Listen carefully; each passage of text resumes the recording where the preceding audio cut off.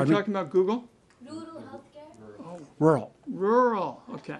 Yeah, well, listen, I can tell you, in Virginia, we have had announcement already of 3 rural clinics closing due to the awful bill. We have, ironically, in certain areas, other hospitals that have indicated they will close. And what is sometimes frustrating is that the hospital systems will then come in and lobby me. But one system, for example, we had our event across the street because the hospital system was so afraid of offending the Trump administration.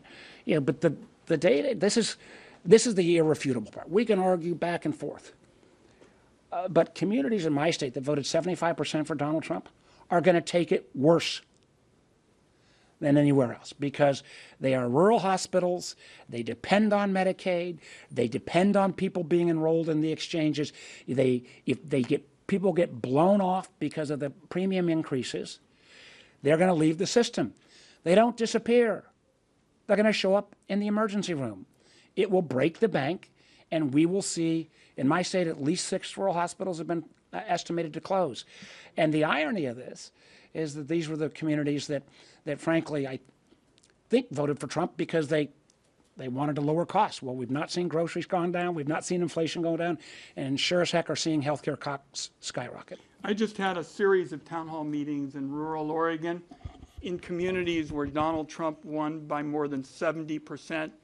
They know that a healthcare wrecking ball is coming right at them. They're seeing it already in terms of workforce issues. I think we're going to have more maternity deserts in this country as a result of this. We're already having trouble funding these crucial kind of programs. You can't have rural life without rural health care, but we are headed in that direction. Yeah, just one quick thing. Sen Ron Wyden, and I've also worked on this issue. I can't speak to Oregon, I can speak to Virginia. We got wide swaths of our state where you got no OBGYN services at all. And if you ever try to attract resurgence in those communities, if you've got to travel 2 or 3 or 4 hours to get health care to have a baby, your economic prospects are. Why don't we take one other one? Yes.